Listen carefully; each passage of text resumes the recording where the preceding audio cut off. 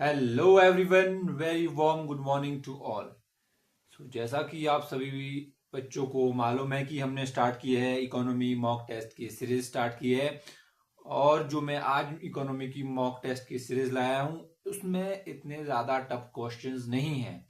उसमें पूरे conceptual question है जो मैंने डिज़ाइन किए हैं दूसरे एग्जाम्स के लिए, जैसे कि एसएससी के लिए और हमारे एचपी एग्जाम्स हो गए, कोई SSC HP police Patwari home guard and all. ठीक है, उसके लिए मैंने डिजाइन किए हैं जो वहां पे एस्पिरेंट है उनके हिसाब से मैंने क्वेश्चंस डिजाइन किए हैं। तो उस हिसाब से मैं इकोनॉमी का आज मॉक टेस्ट लेके आया हूं और ये इकोनॉमी का मॉक टेस्ट है 4। एंड ये वाला मॉक टेस्ट इंपॉर्टेंट रहने वाला है। मैंने यहाँ पे लिख भी दिया है किस किस के लिए इंपॉर्टेंट होने वाला है। और हाँ, ये यूपीएससी के लिए इतना ज़्यादा रिलेवेंट नहीं होने वाला है, ना ही स्टेट पीसीएस के लिए, क्योंकि इसमें बहुत ही इजी क्वेश्चन है। ठीक है, तो चलिए स्टार्ट करते हैं हमारा इकोनॉमी का मॉक टेस्ट 4। ठीक है, तो हमारा फर्स्ट क्वेश्चन क्या है? फर्स्ट क्वेश्चन है which of the following is a stock variable. अभी कुछ दिन पहले जब मैं इकोनॉमी की जो मैं क्लासेस ले रहा हूँ साथ साथ में, उसमें से मैंने कुछ क्वेश्चंस बनाए हैं, यानी कि जिसने भी वो क्लासेस लगाई है वो इन क्वेश्चन को इजीली सॉल्व कर सकता है। ठीक है, जिसने नहीं लगाई है वो उन क्लासेस को लगा लें। ठीक है, पूरी सीरीज बनी है। आई थिंक उसकी अभी तक 7 क्लासेस हो चुकी है, 6 से 7 क्लासेस हो चुकी है और कंटिन्यू वो सीरीज चल रही है। तो ये जो मॉक टेस्ट है उसमें से भी मैंने कई क्वेश्चन बनाए हैं। ठीक है, तो फर्स्ट क्वेश्चन जो हमारा स्टॉक वेरिएबल है, मैंने आपको भी बताया था, उन वीडियो में बताया है कि दो चीजें बताई थी मैंने आपको। एक बताया था स्टॉक वेरिएबल, एक बताया था फ्लो वेरिएबल। क्या बताया था? दो चीजें बताई थी। कौन कौन सी बताई थी? एक बताया था स्टॉक वेरिएबल, एक बताया था फ्लो वेरिएबल। तो इसमें देखो, इसमें क्या पूछा है, हम इसमें पूछा है हमें स्टॉक वेरिएबल के बारे में। सबसे पहले मैं इसका आंसर करता हूं, फिर मैं आपको थोड़ा सा इसके बारे में डिटेल में बताऊंगा जिसे इसके बारे में पता नहीं है। तो स्टॉक वेरिएबल देखो क्या होता है। इनकम होगा, नहीं होगा, इन्वेस्टमेंट भी नहीं होगा, वेल्थ होगा। ठीक है, वेल्थ होगा इसका। ठीक है, wealth would be the right answer, यानी कि C would be the right answer of this question. First का सी होगा, देखो। ठीक है, सी। अब देखो, मैंने आपको क्या बताया था कि स्टॉक वेरिएबल और फ्लो वेरिएबल क्या होता है। देखो, स्टॉक वेरिएबल होता है हमारा, मैंने आपको एग्जाम्पल के थ्रू समझाया था, at the point of time जितनी भी आपके पास वेल्थ है, जितना भी आपके पास मनी है, at the point of time, बिल्कुल स्पेसिफिक टाइम पे आपके पास कितना पैसा है, वो होता है आपका स्टॉक वेरिएबल। जितना भी पैसा आपके पास पर्टिकुलर टाइम पे है, यानी कि मैंने आपसे अभी पूछा कि आपकी जेब में कितने पैसे हैं। अगर आपकी जेब में 50 पैसे, सॉरी, अगर आपकी जेब में 50 रुपए होंगे तो क्या हो जाएगा? आपका स्टॉक वेरिएबल हो जाएगा 50 रुपए। ध्यान से सुनना, 50 रुपए हो जाएगा आपका स्टॉक वेरिएबल। और जब फ्लो वेरिएबल की बात आती है तो फ्लो वेरिएबल एक एक पूरा टाइम दिखा जाता है, एक टर्म दिखी जाती है। ठीक है, एक इसमें एक लेंथ, एक टर्म दिखी जाती है टाइम की, जैसे कि 6 मंथ हो गया, 1 ईयर हो गया। ठीक है, तो फ्लो वेरिएबल में क्या होगा? ठीक है, एक लॉन्ग टाइम देखा जाता है। ठीक है, यानी कि पूरा साल इसमें ले सकते हैं। ठीक है, तो क्या होता है इसमें, पूरा साल, पूरा मंथ, मतलब एक specific time term, time frame देते हैं, उसका जब आपको निकालना होता है तो फ्लो वेरिएबल निकलता है, और जब एट द पर्टिकुलर टाइम का निकालना है तो स्टॉक वेरिएबल निकलता है। ठीक है, वेरी इजी, वेरी सिंपल। ठीक है, तो जो इसमें हमारे देखो, जो हमारे ऑप्शन थे, इनकम, क्या इनकम आपकी एक स्टॉक वेरिएबल हो सकती है? आपकी स्टॉक वेरिएबल नहीं हो सकती है इनकम। क्यों? क्योंकि इनकम आपको एक पूरे मंथ की दे दी जाती है। इनकम ऐसे नहीं कि आपको डेली दे रहे हैं। ठीक है, इनकम क्या होती है आपकी, एक पूरे टाइम की दे दी जाएगी, यानी कि मंथ एंड में दे सकते हैं, ईयर एंड पे दे सकते हैं। इनकम हो गया। अब इन्वेस्टमेंट देखो, इन्वेस्टमेंट क्या होता है? इन्वेस्टमेंट जब आप करते हो तो क्या वो एक पर्टिकुलर पर्टिकुलर टाइम पे करते हो? नहीं करते हो। क्या होता है, वो भी एक पूरे टाइम फ्रेम के लिए की जाती है। तो जो वेल्थ है आपके पास, जो वेल्थ होती है उसको कहते हैं हम स्टॉक वेरिएबल। ठीक है, तो इसका क्या होना था? सही आंसर सी होना था क्वेश्चन नंबर फर्स्ट का। ठीक है, चलते क्वेश्चन नंबर 2 क्या कहता है। Consider the following statement regarding the, अच्छा, कंसीडर द फॉलोइंग स्टेटमेंट। ठीक है, ओके। फर्स्ट क्या है, देखो, demand pull inflation is due to excess demand, cost push inflation is due to supply constraints, both can occur simultaneously. ठीक है, अब देखो इसका क्या है। मैंने आपको डिमांड पुल इन्फ्लेशन के बारे में बताया था, कॉस्ट पुश इन्फ्लेशन के बारे में बताया था, दोनों के बारे में मैंने आपको इन्फ्लेशन में बताया था। जब मैंने इन्फ्लेशन वाला चैप्टर अभी हमारी इकोनॉमी की क्लास में पढ़ाया था तो मैंने उसमें इसके साथ साथ बहुत टाइप की इन्फ्लेशन कवर की थी। आप सभी बच्चों को मालूम होगा कि उसमें देखो मैंने पूरा आपके स्टैगफ्लेशन और ग्रीडफ्लेशन, श्रिंकफ्लेशन हो गया, कॉस्ट पुश, डिमांड पुश, ये बहुत तरह टाइप की हमने इन्फ्लेशन कर दी थी। हालांकि मुझे याद है कि 8 से 10 तरह की हमने इन्फ्लेशन उसमें कवर की थी। तो उसमें से ये क्वेश्चन है, देखो, demand pull inflation is due to excess demand. अब डिमांड पुल इन्फ्लेशन कैसे होती है? एक्सेस डिमांड की वजह से होती है, ठीक है। देखो, इन्फ्लेशन कैसे आएगी मार्केट में? जब डिमांड ज्यादा होगी, सप्लाई कम हो जाएगी।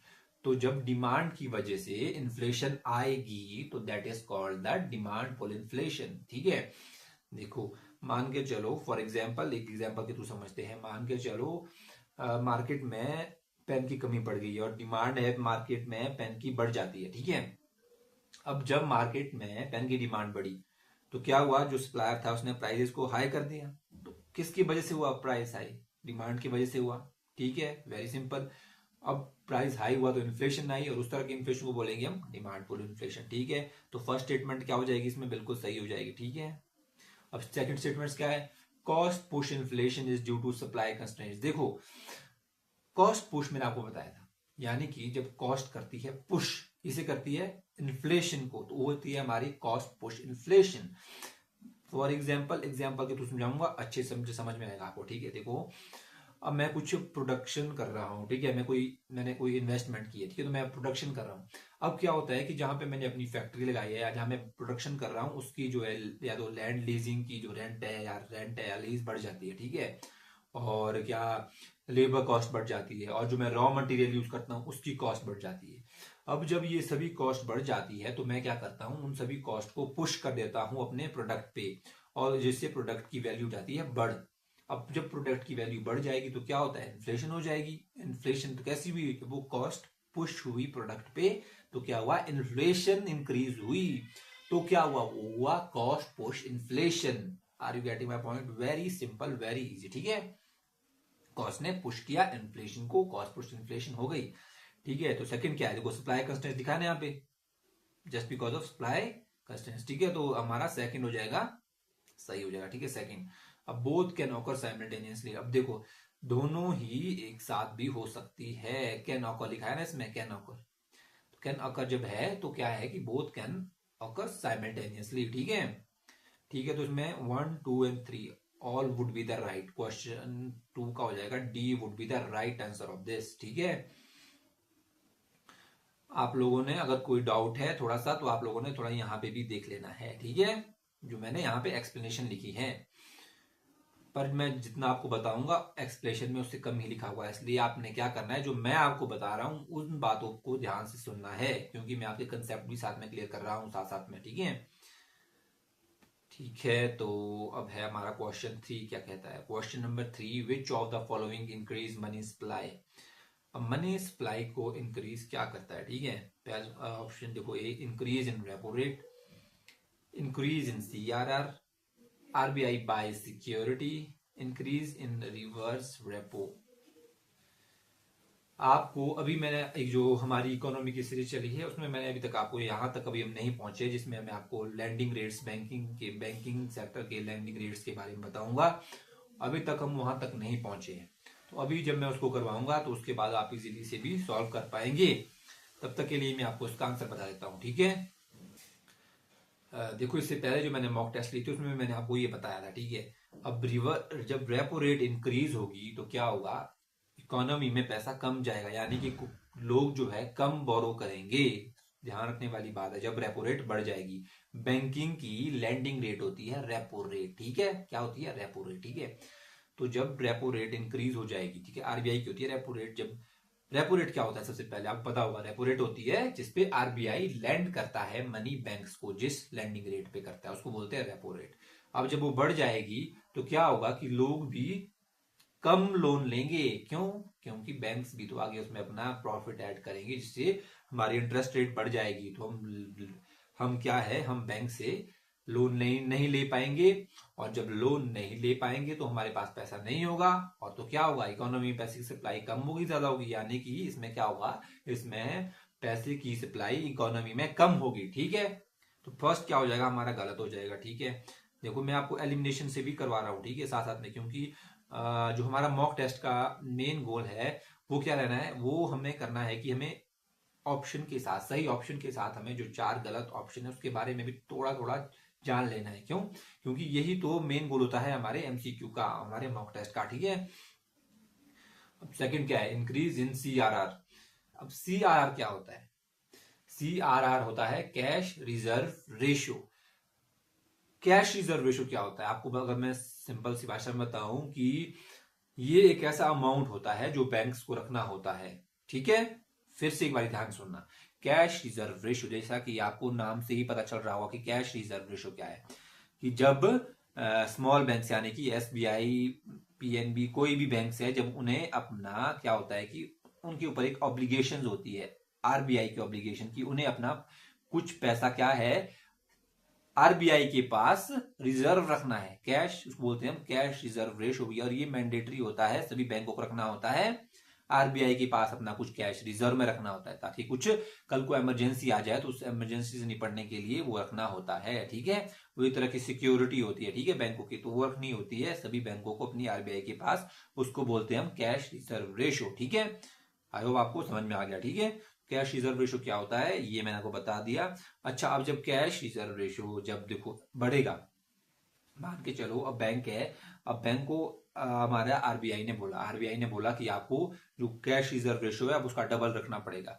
अब बैंकों के पास क्या हुआ, अब उन्हें वहां पे ज्यादा रखना पड़ेगा, अब उनको लैंड करने के लिए कम बचेगा, और जब लैंड कम करने के लिए, जब उनके पास लैंड करने के लिए कम बचेगा तो क्या होगा, आगे वो लैंड कम कर पाएंगे, जिससे इकोनॉमी मनी सप्लाई रिड्यूस होगी, ना कि इंक्रीज होगी। तो सेकंड भी हमारा हो जाएगा, गलत हो जाएगा। ठीक है, ठीक है, सेकंड भी गलत हो जाएगा। अब थर्ड क्या है, आरबीआई बाय सिक्योरिटी। अब देखो, सिक्योरिटी के बारे में आपको पता है, जब आरबीआई सिक्योरिटीज को खरीदेगा तो लोगों को पैसा देगा। ठीक है, basically RBI security kicks to, RBI security कब खरीदता है, जब उसे इकोनॉमी को किक स्टार्ट करना होता है। ठीक है, और किक स्टार्ट करने के लिए उसे इकोनॉमी में पैसा डालना होता है। ठीक है, जब वो इकोनॉमी में पैसा डालेगा तो क्या होगा, वहां पे लोगों की डिमांड बढ़ जाएगी, इस इकोनॉमी किक स्टार्ट होगी। ठीक है, that is a different concept at all. But हमें अभी इस क्वेश्चन में क्या है, इसमें पूछा है आरबीआई बाय सिक्योरिटी, क्या आरबीआई जब सिक्योरिटी खरीदेगा तो इकोनॉमी में पैसा बढ़ेगा कि नहीं बढ़ेगा? बिल्कुल इकोनॉमी में पैसा बढ़ेगा। कैसा बढ़ेगा? आरबीआई सिक्योरिटी आप लोगों से खरीदेगा, आरबीआई ने आप लोगों से सिक्योरिटी खरीदी, उसके बदले में आपको वो पैसा देगा, तो क्या हुआ, इकोनॉमी में पैसा इंक्रीज हुआ। तो ये थर्ड स्टेटमेंट जो है हमारी सी है, that would be the right statement. Okay, अब डी क्या है, increase in reverse repo. Reverse repo, अब देखो रिवर्स रेपो के बारे में थोड़ा सा आपको बता देता हूं, थोड़ा सा बताऊंगा, क्योंकि ये एक मॉक टेस्ट है, अगर आपको पूरा जानना है तो आप लोगों को इकोनॉमी की सीरीज लगानी होगी, इकोनॉमी क्लास की, जिसमें मैंने बेसिक से एडवांस पूरा कर रहा हूँ इकोनॉमी को। ठीक है, तो रिवर्स रेपो क्या होता है, जब क्या हुआ, जब आरबीआई ने बैंक्स को लैंड किया मनी, यानी कि जैसे कि आरबीआई ने किया, एसबीआई को पैसा दिया, तो किस रेट पे दिया, रेपो रेट पे दिया। अब क्या है, एसबीआई के पास एक्स्ट्रा मनी है। ठीक है, अब एसबीआई क्या चाहता है कि वो वापस पैसा देना चाहता है, किसको, यानी कि उसके पास एक्स्ट्रा पैसा है और अभी मार्केट में उतनी डिमांड नहीं है, यानी कि उतने लोन की डिमांड नहीं है, तो क्या करेगा, एसबीआई क्या करता है कि वापस अपना पैसा आरबीआई के पास देता है। ठीक है, जब वो अपना पैसा आरबीआई के पास देता है तो उस पे भी उसको क्या मिलता है, कुछ इंटरेस्ट रेट मिलती है। ठीक है, यानी कि जब बैंक ने वापस पैसा आरबीआई के पास दिया, रखने के लिए देता है, ठीक है, जैसे हम बैंक में डिपॉजिट करते हैं ना, जैसे हमने अपना पैसा बैंक में डिपॉजिट करना होता है, वैसे ही एसबीआई भी अपना पैसा डिपॉजिट करता है आरबीआई के पास। अब आरबीआई के पास डिपॉजिट किया, अब हमें कुछ इंटरेस्ट रेट मिलती है, वैसे ही बैंक्स को भी कुछ इंटरेस्ट रेट मिलती है, जो उन्हें इंटरेस्ट रेट मिलती है उसे कहते हैं रिवर्स रेपो रेट। ठीक है, चलते हैं क्वेश्चन नंबर 4 की ओर। अच्छा, सी का यहाँ पे आप लोगों को थोड़ा सा देख लेना है, सी आर मैंने यहाँ पे लिखा है और सब कुछ लिखा है, बाकी मैंने आपको क्लियर करके बता दिया। चलते क्वेश्चन नंबर 4 की ओर। बहुत टाइम हो चुका है और हम देखो बहुत स्लो चल रहे हैं, हम अभी तक सिर्फ 3 ही क्वेश्चन कर पाए हैं, तो थोड़ा सा हमें स्पीड बनानी होगी, तभी हम ये क्वेश्चन कर पाएंगे जल्दी से जल्दी। ठीक है, क्योंकि ज्यादा लंबा नहीं खींचना है हमें। Which is base year in national income. अब नेशनल इनकम में base year, what does that define, क्या होता है basically base year? Base year जिसको नहीं पता है, मैंने बोला है इकोनॉमी में, वहां से मैं जो पढ़ा रहा हूँ वहां से आप लोगों को देख लेना है। बेस ईयर बेसिकली होता है एक हमारी जो नॉमिनल रेट है, हमें रियल, जब हमें रियल रेट निकालनी होती है नॉमिनल रेट को घटा के, तो क्या जो रियल रेट निकालनी होती है वो किस बेस पे निकलती है? वो निकलती है हमारी बेस ईयर पे, बेस ईयर पे। ठीक है, ठीक है। क्योंकि जो अगर हम करंट ईयर की निकालेंगे तो उसमें इन्फ्लेशन भी इंक्लूडेड होती है, जब और इन्फ्लेशन हमें रिड्यूस करनी होती है, फिर हमारे पास रियल रेट आती है, और वो किसको कंपेयर करके निकाली जाती है? वो निकाली जाती है बेस ईयर। बेस ईयर एक रखा होता है, और उसको कौन स्टैब्लिश करता है? उसको एनएसओ स्टैब्लिश करता है कि कौन सा बेस ईयर होगा। 2011-12 अभी हमारे बेस ईयर चल रहा है। ठीक है, गेटिंग माय पॉइंट? ठीक है, 2011-12, ठीक है, तो एनएसओ का भी ये चल रहा है। तो अब इसका जो क्वेश्चन का आंसर है, तो let's do this. What is base year in national income? National income में बेस ईयर क्या होता है? ईयर ऑफ हाईएस्ट ग्रोथ, क्या ये होता है? नहीं, ईयर ऑफ हाईएस्ट ग्रोथ नहीं होता है। मैंने अभी क्या बताया आपको, कंपैरिजन करने के लिए, उसको कंपेयर करके हमारे क्या निकलता है, हमारे उसको करके क्या निकलते हैं, हमारे रियल रेट निकलती है। तो ये हो जाएगा बी, उसका ईयर ऑफ प्राइस कंपैरिजन बोला था ना मैंने, प्राइस कंपैरिजन के लिए अगर हम करंट ईयर के प्राइस कंपैरिजन करेंगे तो उसमें इन्फ्लेशन भी इंक्लूड हो जाती है, बट हमें इन्फ्लेशन को उसमें से माइनस करना होता है, इसलिए हम क्या लेते हैं, बेस ईयर को लेते हैं और उसके प्राइजेस कंपेयर करते हैं। तो क्या होगा इसका सही answer? Year of price comparison, B would be right answer of question number 4। ठीक है, क्वेश्चन नंबर 5 की ओर चलते हैं। ठीक है, बेस ईयर, ठीक है, okay. Which of the following indicates inequality? Inequality के बारे में भी मैंने आपको क्लास में बताया है। तो इनइक्वालिटी मतलब सारे ऑलमोस्ट जितने भी क्वेश्चन है, आई थिंक मैंने उसी इकोनॉमी के उससे बनाए, ठीक है, जो मैंने क्लासेस लगाई। तो क्वेश्चन नंबर 5 क्या है? Which of the following indicates inequality? क्या सीपीआई होता है? सीपीआई क्या होता है? Consumer price index. ठीक है, क्लास देख लेना है आपने। अगर आप क्लास नहीं देखी है तो आप लोग के लिए ये क्वेश्चन टफ हो जाएंगे। ठीक है, और बी क्या है? डब्ल्यूपीआई क्या होता है? Wholesale price index. अगर मैं इसको बताने लग जाऊंगा तो हमारा काफी सारा टाइम निकल जाएगा, इसलिए मैं इसे ज्यादा एक्सप्लेन नहीं करूंगा। आपको थोड़ा थोड़ा मैं एब्रीविएशन, थोड़ी थोड़ी इसकी फुल फॉर्म मैं आपको बता देता हूँ। सीपीआई होता है consumer price index, and WPI होता है होलसेल प्राइस इंडेक्स। किसके लिए यूज होते हैं? इन्फ्लेशन के लिए यूज होते हैं, इन्फ्लेशन मेजरिंग के लिए। ठीक है, और सी क्या है? Gini coefficient. Yes, Gini coefficient would be the right answer. ठीक है, इनइक्वालिटी को मेजर करना है हमने। बेसिकली क्या होता है, इनकम इनइक्वालिटी को करना है। ठीक है, बेसिकली क्या होता है, इनइक्वालिटी तो करना है, बट अगर हमने इनकम इनइक्वालिटी को मेजर करना है तो गिनी कॉफिशिएंट के थ्रू हम करते हैं उसे। ठीक है, गिनी कॉफिशिएंट के थ्रू हमें क्या करते हैं, इनकम इनइक्वालिटीज को, ठीक है, मेजर करते हैं। देखो जीडीपी तो नहीं होगा, ये आप सबको पता है जीडीपी क्या होता है। तो देखो ये जो गिनी कॉफिशिएंट है, मैंने आपको बताया भी था कि एक मैंने कर्व भी बनाया था आपको, लॉरेंस कर्व भी मैंने आपको बनाया था। ठीक है, तो अगर देखो मैंने आपको बताया था, अगर गिनी कॉफिशिएंट 0 हो जाता है, ठीक है, अगर गिनी कॉफिशिएंट 0 होता है तो ये ऐसी स्टेट हो जाएगी जहां पे कोई भी इनइक्वालिटी नहीं रहेगी, यानी कि it is the state of complete equality अगर गिनी कॉफिशिएंट 0 है।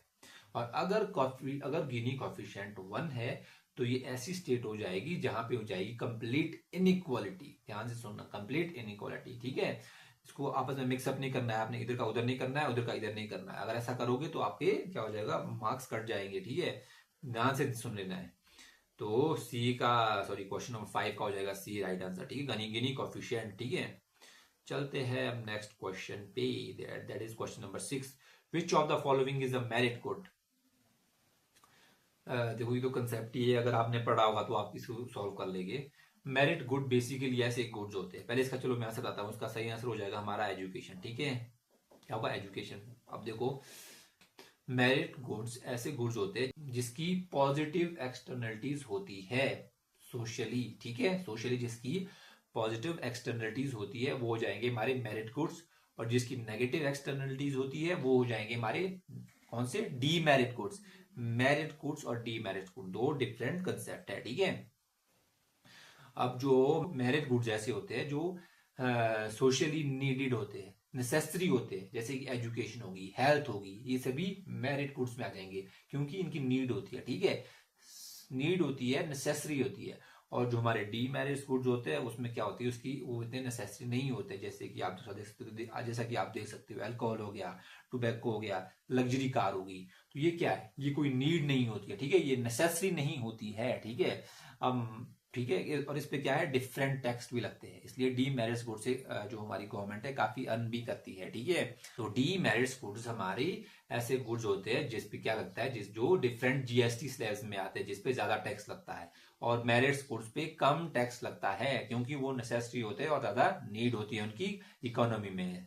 आ गया समझ में, मैरिड गुड आपको समझ में आ गया और डी मैरिड गुड आपको समझ में आ गया, बोथ आर इंपॉर्टेंट, थोड़ा सा देख लेना, ठीक है। क्वेश्चन नंबर 7 की ओर चलते हैं। विच of the following cause demand shift, ठीक है, नॉट मूवमेंट, ये भी देख लेना आपने क्या लिखा है, नॉट मूवमेंट, शिफ्ट करता है डिमांड को, मूवमेंट नहीं करता, ठीक है। क्वेश्चन को पहले आप लोगों ने ध्यान से पढ़ लेना है, ठीक है। तो इसमें ए हो जाता है, देखो हमारा आपने पहले ऑप्शन सारे बिल्कुल एक एक करके पढ़ने हैं। चेंज इन प्राइसेस, अगर प्राइस में चेंज होता है क्या डिमांड शिफ्ट होती है, हाँ हो सकती है, देखो पहले हम पूरे पढ़ेंगे, ठीक है। अब बी क्या है, चेंज इन इनकम, और सी क्या है, change in price of same goods, D है लॉ ऑफ डिमांड। अब देखो जब हमारी चेंज इन प्राइस, जब प्राइसेस या तो चेंज होता है, इसमें क्या लिखा है, चेंज लिखा है सिर्फ और सिर्फ प्राइस में। अब इसमें ऐसा नहीं लिखा है कि प्राइस इंक्रीज होगा कि रिड्यूस होगा, ठीक है। तो जब चेंज इन प्राइस, अगर प्राइस रिड्यूस होता है तो क्या हमारी डिमांड हो सकती है, क्या हमारी डिमांड शिफ्ट हो जाती है, नहीं हो सकती अगर रिड्यूस हो चुका है, ठीक है। तो चेंज इन प्राइसेस का मतलब ये ऑप्शन हमारा गलत हो जाएगा, ठीक है। तो फर्स्ट क्वेश्चन जो हमारा ऑप्शन है वो गलत हो जाएगा। तभी तभी मैं आपको बोलता हूं कि आपको क्वेश्चन ध्यान से पढ़ लेना है, ठीक है। बहुत सारे बच्चों ने ए ही इसका राइट आंसर टिक कर दिया होगा।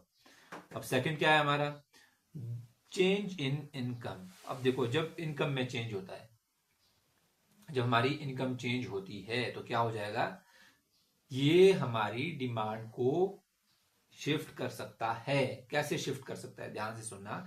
मान के चलो अगर आपकी इनकम घट जाती है, ठीक है, इनकम आपकी घट गई तो क्या हुआ, तो आपके पास पैसे कम होंगे, तो आप कम डिमांड क्रिएट कर पाएंगे, और जो महंगी चीजें है आपकी डिमांड वहां से शिफ्ट होकर चली जाएगी सस्ती चीजों पे, ठीक है। डिमांड शिफ्ट हुई नहीं हुई।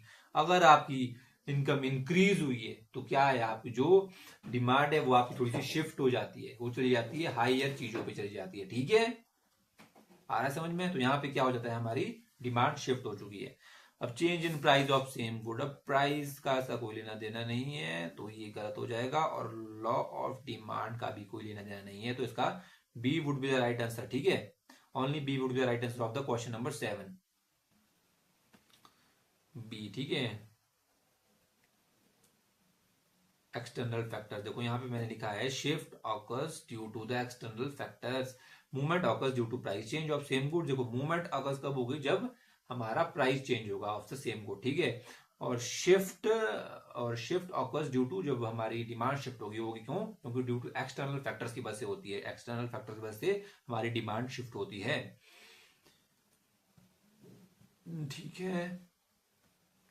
नेक्स्ट चलते हैं क्वेश्चन नंबर 8 पे। विच of the following is an example of capital expenditure. Capital मैंने आपको बताया होगा, आई थिंक मॉक टेस्ट में आपको बताया था ना। अभी हम इकोनॉमी जो हमने सीरीज किया अभी हम वहां तक नहीं पहुंचे, तो इसलिए मैं आपको पहले इसका थोड़ा सा बता देता हूँ, या आप लोग इसका पहले आंसर कर दो। इसका आंसर क्या हो जाएगा, देखो विच of the following is an example of capital expenditure. Capital expenditure क्या होगा, बेसिकली इसका सही आंसर हो जाएगा सी हो जाएगा, ठीक है। इसका सही आंसर क्या हो जाएगा, सी हो जाएगा। अब सी क्यों होगा, थोड़ा सा आपको पता होना चाहिए कैपिटल एक्सपेंडिचर के बारे में और रिवेन्यू एक्सपेंडिचर के बारे में। दो टर्म्स है, दोनों को कंपेयर करके जब पढ़ोगे आपको इजीली समझ में आएगा कैपिटल एक्सपेंडिचर क्या होती है और रिवेन्यू एक्सपेंडिचर क्या होती है। देखो जब जो हमारी एक्सपेंडिचर है जो डे टू डे लाइफ है, यानी कि मंथली टू मंथली हो रही है, जिन्हें होना ही है रिवेन्यू एक्सपेंडिचर, जैसे कि इसमें सैलरीज आ जाएगी, वेजेस, पेंशन, मतलब जो गवर्नमेंट को देनी ही होती है, ठीक है। एवरी मंथ वो एक्सपेंडिचर उनके होने हैं, तो उसको क्या बोलेंगे हम, रिवेन्यू एक्सपेंडिचर। और जब वो जो एक्सपेंडिचर साल में एक बार होने हैं या रेयरली होने हैं, उसको बोलेंगे हम कैपिटल एक्सपेंडिचर, यानी कि वो एक साथ ऐसे एक्सपेंडिचर होते हैं जो एक साथ एक्सपेंडिचर हो जाते हैं, ठीक है। बहुत सारा पैसा इन्वेस्ट कर दे देते हैं, तो जब गवर्नमेंट बहुत सारा पैसा इन्वेस्टमेंट कर देगी तो उसको बोलेंगे हम कैपिटल एक्सपेंडिचर, यानी कि डे टू डे लाइफ में ये बार बार नहीं होने हैं, ठीक है। That would be the capital expenditure. दोनों टर्म मैंने आपको इजी करके बताया, तो अब आप इसका आंसर इजीली कर सकते हो। ठीक है, क्वेश्चन नंबर 9 की ओर चलते हैं। ठीक है, C would be the right answer. तो क्वेश्चन नंबर 9 क्या है, which of the following is true about crowding out. देखो फिर से दो टर्म्स है, क्राउडिंग आउट और क्राउडिंग इन, दो टर्म्स होती है, क्राउडिंग आउट और क्राउडिंग इन। जब इकोनॉमी में हमारे इन्वेस्टर्स इन्वेस्ट करते हैं तो वो हो जाएंगे हमारी क्राउडिंग इन। ठीक है, इन्वेस्टमेंट किया, क्राउडिंग इन। अब यहां से इन्वेस्टमेंट बाहर चली जाएगी तो क्या हो जाएगा, क्राउडिंग आउट। इकोनॉमी में आई इन, क्राउडिंग इन, इकोनॉमी से बाहर गई, क्राउडिंग आउट। ठीक है, वेरी इजी, वेरी सिंपल। बाकी इसको मैं जब हमारी क्लासेस है उसमें मैं और इसको अच्छे तरीके से कराऊंगा, बट ये अभी आप इतना समझ लीजिए। ठीक है, तो क्राउडिंग आउट क्या होता है, जब यहां से इन्वेस्टमेंट बाहर जाती है। ठीक है, अब देखो इंक्रीज, क्या मैंने अभी क्या बताया क्राउडिंग आउट के बारे में, क्या इंक्रीज प्राइवेट इन्वेस्टमेंट होगी, नहीं होगी, तो फर्स्ट क्या हो जाएगा, गलत हो जाएगा। ठीक है, सेकंड क्या है, देखो सेकंड हो जाएगा government borrowing reduce private investment, government borrowing reduce private investment. देखो यहाँ पे लिखा है रिड्यूस, आप लोगों ने ये वर्ड पकड़ लेना है, private reduce private investment, that would be the right answer. Question number 9 का B would be the right answer. ठीक है, इंक्रीज इन्वेस्टमेंट नहीं होगी, ठीक है, ये गलत हो जाएगा। ठीक है, इन्फ्लेशन रिड्यूस बोरोविंग, ये भी गलत हो जाएगा। ठीक है, राइट हो जाएगा बी। देखो जब गवर्नमेंट, अगर थोड़ा सा मैं आपको और थोड़ा डिटेल में बताऊं तो गवर्नमेंट जब बोरो करती है तो क्या हो जाता है कि उसकी हमारी जो लैंडिंग रेट है वो बढ़ जाती है, जिससे हमारे इन्वेस्टर हमारी इकोनॉमी में इन्वेस्टमेंट नहीं कर पाते, क्योंकि वो लैंड नहीं कर पाते, क्योंकि वो पैसा बोरो नहीं कर पाते। ठीक है, तो क्या होता है कि इन्वेस्टमेंट आउट हो जाती है इकोनॉमी से, क्राउडिंग आउट हो जाता है। ठीक है, क्वेश्चन नंबर 9 का हो जाएगा बी। क्वेश्चन नंबर 10 क्या बोलता है, which of the following define stagflation. Stagflation के बारे में मैंने आपको बताया था, मैंने आपको टू मेन फीचर्स बताए थे, जिसमें क्या था, आप लोगों ने कर लेना है, पहले आप इसका आंसर कर दो। आई होप आप लोगों ने इसका आंसर कर लिया होगा। ठीक है, तो इसका क्या होता है, देखो क्या रहता है इसमें, क्या स्टैगफ्लेशन का है। ठीक है, अब क्या होता है, देखो सबसे बड़ी बात है, मैंने आपको बताया था कि हाई इन्फ्लेशन रहेगी और हाई अनएम्प्लॉयमेंट भी रहेगी। ठीक है, दो मैंने इसके आपको मेन फीचर बताए थे, तो दो फीचर आपको कहां दिख रहे हैं, क्वेश्चन नंबर 10 के बी में आपको दो फीचर इसके सामने दिख रहे हैं। ठीक है, बिल्कुल कोई क्वेश्चन को थोड़ा अल्टर नहीं किया है, बिल्कुल जैसा मैंने आपको बताया था वैसा ही मैंने यहाँ पे लिखा है। ठीक है, तो B would be the right answer of question number 10। चलते हैं क्वेश्चन नंबर 11 की ओर। ठीक है, which of the following leads to appreciation of currency. Currency की एप्रिसिएशन, दो टर्म्स है, एप्रिसिएशन एंड डेप्रिसिएशन। क्योंकि इकोनॉमी ऐसी है, जब भी आप कुछ भी पढ़ रहे हो तो उसमें आपको दो टर्म्स कंपेयर करके पढ़नी होती है। ठीक है, देखो inflation deflation, appreciation depreciation, different different terms है। ठीक है, तो दोनों को जब आप कंपेयर करोगे तब आप पढ़ोगे तो इजी हो जाता है पढ़ना, इजी, आपको आपके कंसेप्ट क्लियर हो जाते हैं। ठीक है, तो अब इसमें क्या है, एप्रिसिएशन क्या करेगा लीड एप्रिसिएशन में, और आई होप आप लोगों ने अभी तक इसका आंसर भी कर दिया होगा। ठीक है, देखो जब हमारा इंपोर्ट इंक्रीज होगा तो क्या मनी अप्रिशिएट होगा, नहीं होगा अप्रिशिएट। ठीक है, अप्रिशिएट यानी कि मनी की वैल्यू बढ़ना। ठीक है, अप्रिशिएट यानी कि मनी की वैल्यू बढ़ना, डेप्रिशिएट यानी कि मनी की वैल्यू घटना, बेसिकली रुपए की, अगर हम रुपए की बात करें। ठीक है, तो अब बी क्या है, इंक्रीज इन एक्सपोर्ट। हाँ, ये इसका सही हो जाएगा, क्यों, क्योंकि जब हम एक्सपोर्ट ज्यादा करेंगे तो हमारे पास फॉरेन करेंसी ज्यादा आएगी, और जब हमारे पास फॉरेन करेंसी ज्यादा आएगी तो हमारे पास जो हमारी इंडियन करेंसी है उसको वो मैच करके हम क्या कर सकते हैं कि फॉरेन करेंसी का वैल्यू जो थोड़ा कम हो जाएगा और हमारी वैल्यू बढ़ जाएगी। समझ में नहीं आया तो फिर से एक बार देखो, जब हम कुछ एक्सपोर्ट कर रहे हैं, ठीक है, मान के चलो हमने एक्सपोर्ट किया अमेरिका को, अमेरिका से हमारे पास आया डॉलर, अमेरिका से डॉलर हमारी इकोनॉमी में आया। ठीक है, अब हमारे पास डॉलर बढ़ रहा है, काफी बढ़ रहा है, बढ़ रहा है, बढ़ रहा है। तो अब क्या है, जब वो अगर इतना बढ़ जाए कि जितना मनी हमारे इकोनॉमी में है, और जब वो डॉलर भी इतना ही आएगा, तो क्या वो उसकी वैल्यू इक्वल नहीं हो जाएगी। तो क्या हो जाता है, एप्रिशिएट कैसे हो जाता है पैसा, जब हमारे पास बहुत सारे डॉलर आ जाएंगे, यानी कि बहुत सारी फॉरेन करेंसी हमारी मार्केट में आ जाएगी। ठीक है, जब हमारे पास बहुत सारी फॉरेन करेंसी होगी तो हमारे हमारे जो मनी है उसकी वैल्यू एप्रिशिएट हो जाएगी। ठीक है, तो अप्रिसिएशन आपको पता चल गया, एक्सपोर्ट, इंक्रीज इन एक्सपोर्ट की वजह से हमारा मनी अप्रिसिएशन हो जाता है। ठीक है, तो क्वेश्चन नंबर 11 का बी द राइट आंसर। ठीक है, सिंगल लाइन क्वेश्चन है तो अलग ऑप्शन देखो आप। हाई इन्फ्लेशन, हाई इन्फ्लेशन क्या, हाई इन्फ्लेशन करेगी हमारी अप्रिसिएशन करेगी, वो तो उल्टा रिड्यूस करती है, मनी की वैल्यू को रिड्यूस करती है। जब इकोनॉमी में इन्फ्लेशन होती है तो purchasing power of the money reduces, है ना, कहा था ना मैंने। ठीक है, सी हो गया। दी ट्रेड डेफिसिट, तो उसका भी उल्टा हो जाएगा। ठीक है, तो ये सभी ऑप्शन हो जाएंगे गलत। क्वेश्चन नंबर 11 का हो जाएगा बी। ठीक है, तो क्वेश्चन नंबर 12 की ओर चलते हैं। विच of the following correct about SLR? I think मैंने आपको इससे पहले भी बताया था SLR के बारे में। ठीक है, तो क्या होता है देखो, आई होप आप लोगों ने अभी तक इसका आंसर भी कर दिया हुआ है ना, तो मैं इसका आपको आंसर बताता हूँ। सबसे पहले इसका आंसर हो जाएगा हमारा बी। ठीक है, अब बी क्यों हो जाएगा, देखो बी इसका आंसर क्यों हो जाएगा।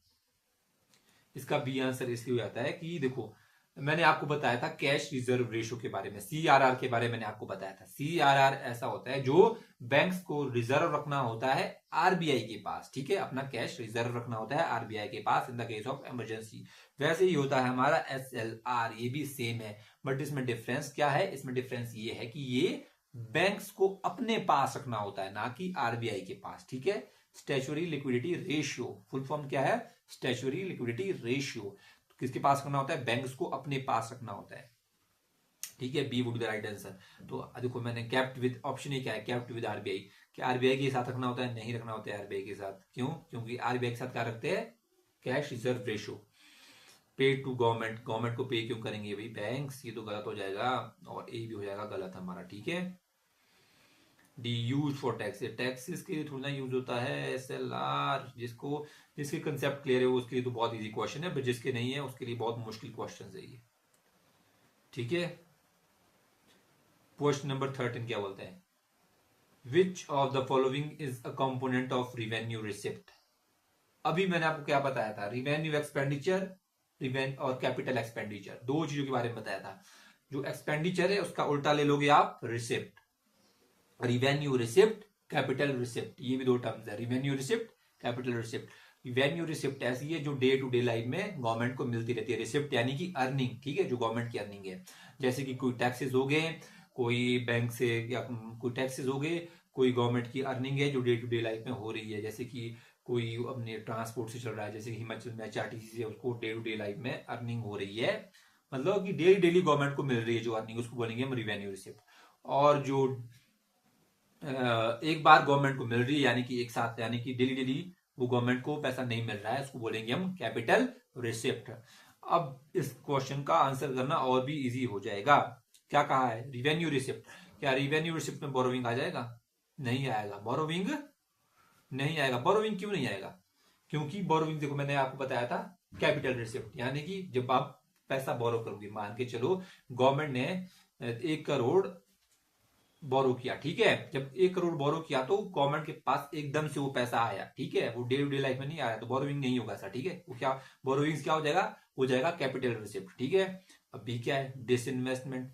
अब देखो जब गवर्नमेंट ने कोई डिसइन्वेस्टमेंट की तो क्या हो जाएगा, गवर्नमेंट के पास एकदम से पैसा आ जाएगा। मान के चलो गवर्नमेंट ने अपनी कंपनी बेच दी 1 करोड़ रुपए में, तो 1 करोड़ रुपए डायरेक्ट गवर्नमेंट के पास आया, डेली डेली तो नहीं आ रहा है वो, तो ये गलत हो जाएगा, बी भी गलत हो जाएगा। अब सी क्या है, टैक्स रिवेन्यू। क्या कहा था इसमें, इसमें कहा है रिवेन्यू रिसिप्ट, तो टैक्स रिवेन्यू ही इसका सही आंसर हो जाएगा। मैंने अभी आपको बताया लोन भी एक साथ गवर्नमेंट को मिलेगा, तो ये भी गलत हो जाएगा। ठीक है, बोरोइंग और लोन एक ही बात है। ठीक है, तो tax revenue would be the right answer of question number 13। I hope you might have done this, because this is very very very important question जो मैं आपको लाया है। इकोनॉमी के ऐसे कंसेप्ट लाए बहुत इंपॉर्टेंट है, और आप लोग देख भी रहे होंगे कि हम क्वेश्चन के साथ अदर जो अदर 3 ऑप्शन है उनको भी हम अच्छे से सॉल्व कर रहे हैं। ठीक है, तो यही हमारे मॉक टेस्ट की खास बात है, हमें क्या करना है कि ऑप्शंस को भी अच्छे से गो थ्रू कर लेना है। क्वेश्चन नंबर 14 की ओर चलते हैं अब, चलो। Which cause demand pull inflation, demand pull inflation मैंने आपको स्टार्टिंग में भी बताया था, आई थिंक ये फिर से क्वेश्चन रिपीट हो चुका है। डिमांड पुल इन्फ्लेशन, जो देखो जो इन्फ्लेशन डिमांड की वजह से आती है उसको बोलते हैं हम डिमांड पुल इन्फ्लेशन। ठीक है, तो वेरी इजी था, मैंने आपको आई थिंक हाई में स्टार्टिंग में भी बता दिया था, तो B would be the right answer of this. ये आई थिंक क्वेश्चन रिपीट हो चुका है। चलते हैं क्वेश्चन नंबर 14 की ओर। Which of the following best explains real interest rate. Question number 15 क्या है, रियल इंटरेस्ट रेट को क्या डिफाइन करेगा बेस्ट। ठीक है, देखो मैंने आपको क्या बताया था कि एक बेस ईयर होता है, जब बेस ईयर से हम कंपेयर करते हैं करंट प्राइजेस को, तो हमारे पास क्या निकलती है, रियल इंटरेस्ट रेट निकलेगी। नॉमिनल यानी कि नॉमिनल इंटरेस्ट रेट होगी जो हम करंट ईयर की देखेंगे, बेस ईयर की देखेंगे हम इंटरेस्ट रेट, जब उनको कंपेयर करेंगे फिर हमें क्या निकलेगी, रियल इंटरेस्ट रेट निकलेगी। ठीक है, जब हम बेस ईयर के प्राइजेस को करंट ईयर के प्राइजेस से कंपेयर करेंगे तो हमारे पास क्या निकलेगी, रियल इंटरेस्ट रेट निकलेगी। तो इसमें क्या देखा मैंने कहा था ना आपको, नॉमिनल रेट से हमें क्या करनी है, इन्फ्लेशन माइनस करनी है, तो A would be the right answer of this. ठीक है, बी नहीं होगा, नॉमिनल रेट प्लस इन्फ्लेशन अगर ये करेंगे हम तो हमारी जो क्या है इंटरेस्ट रेट कहीं से कहीं चली जाएगी, तो हमारी रियल इंटरेस्ट रेट नहीं निकलेगी, तो नॉमिनल से भी ऊपर चले जाएंगे हम। ठीक है, देखो अब जब इन्फ्लेशन को माइनस करेंगे नॉमिनल रेट से तो निकलेगी, नहीं निकलेगी, सी हो जाएगा गलत, D repo rate minus C R आ रही है तो गलत ही हो जाएगा बिल्कुल ही, तो ये भी हो जाएगा गलत। ऑप्शन क्वेश्चन नंबर 15 का option A would be the right answer of this. ठीक है, क्वेश्चन नंबर 15 का ए। ठीक है, क्वेश्चन नंबर 16, क्वेश्चन नंबर 16 क्या है, which of the following best defines primary sector. तो क्वेश्चन नंबर 16 के पहले हम ऑप्शन पढ़ लेते हैं। ठीक है, manufacturing, service, extraction of natural resources and trade. मैं आपको पहले भी बताया था कि यूपीएससी में ये क्वेश्चन एक बार आया था। क्या क्वेश्चन था उसमें, था कि उसमें था exploration of the mineral. Exploration of the mineral कौन से सेक्टर में आएगा, जब एक्सप्लोरेशन की बात है, एक्सप्लोरेशन एक सर्विस कैटेगरी में आ जाएगा, तो एक्सप्लोरेशन आ जाएगा हमारे सर्विस कैटेगरी में, यानी कि टर्शियरी सेक्टर में आता है। बट मैंने आपको वहां पे बताया था कि जब एक्सट्रैक्शन लिखा हुआ तो एक्सट्रैक्शन किस में आता है, प्राइमरी सेक्टर में। दोनों डिफरेंट वर्ड है, यूपीएससी हमेशा वर्ड्स के साथ ही खेलता है। एक्सट्रैक्शन और एक्सप्लोरेशन दोनों डिफरेंट वर्ड्स है। एक्सप्लोरेशन एक सर्विस कैटेगरी का पार्ट है और एक्सट्रैक्शन एक प्राइमरी कैटेगरी का पार्ट है। ठीक है, प्राइमरी सेक्टर का पार्ट है, तो इसका क्या हो जाएगा, ये क्या है, प्राइमरी सेक्टर का एक्सट्रैक्शन ऑफ मिनरल। देखो मैंने आपको पहले बताया भी था, अगर जिसने पहले के मॉक टेस्ट लगाए होंगे उसके लिए इजी हो जाएगा। ठीक है, मैं आपको पूरे कंसेप्ट क्लियर कर रहा हूं, है ना। तो इसका क्या है आंसर, सी। ठीक है, क्वेश्चन नंबर 16 का C would be the right answer. ठीक है, तो मैंने आपको लिखा भी है। हालांकि उस टाइम भी यूपीएससी में बहुत ज्यादा डिबेट हुई जब यूपीएससी ने आंसर की नहीं निकाली थी, और कई सारे कोचिंग इंस्टीट्यूट में बहुत सारी डिबेट हो रही थी कि भाई exploration of the mineral would be the part of the primary sector. But नहीं, एक्सप्लोरेशन ऑफ द मिनरल किसका पार्ट है, टर्शियरी सेक्टर का। क्यों, क्योंकि वो अपनी एक सर्विस प्रोवाइड करवा रहे हैं, एक्सप्लोर कर रहे हैं अभी। ठीक है, एक्सट्रैक्शन नहीं हुआ है। जब उसके बाद यूपीएससी ने आंसर की निकाली उसके बाद, और उसके बाद काफी सारे कोचिंग इंस्टीट्यूट भी उसको मानने के लिए तैयार नहीं थे।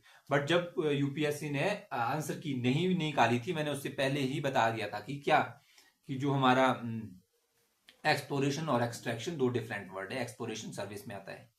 जब यूपीएससी ने भी बाद में वही स्टेटमेंट निकाली, उसके बाद फिर भी कई सारे कोचिंग इंस्टीट्यूट उसको डिनाई कर रहे थे, but that was the right. ठीक है, तो क्या हो जाएगा, एक्सप्लोरेशन हो जाएगा सही। क्या हो जाएगा, एक्सप्लोरेशन हो जाएगा सही किसका, सर्विस कैटेगरी का, और एक्सट्रैक्शन हो जाएगा प्राइमरी कैटेगरी का। तो ठीक है, अगला क्वेश्चन। अच्छा, तो आज सिर्फ 16 क्वेश्चन का ही मॉक टेस्ट है, ये भी काफी लंबा चल पड़ा क्योंकि इसमें मैंने आपको बहुत ज्यादा डिटेल में बताया है। तो आज के लिए सिर्फ इतना ही करते हैं। नेक्स्ट मॉक टेस्ट में हम अच्छे कंसेप्ट लाएंगे, और आप लोगों ने क्या करना है, जो इकोनॉमी की सीरीज है उसको देख लेना है, क्योंकि ज्यादातर क्वेश्चन हम वहीं से बनाता हूं, और जो इंपॉर्टेंट है, रेलेवेंट है आपके एग्जाम्स के लिए। ठीक है, तो आज की वीडियो में सिर्फ इतना ही, और मिलते हैं आपको नेक्स्ट वीडियो में। तब तक के लिए थैंक यू, और हाँ, do not forget to subscribe and like us. Okay.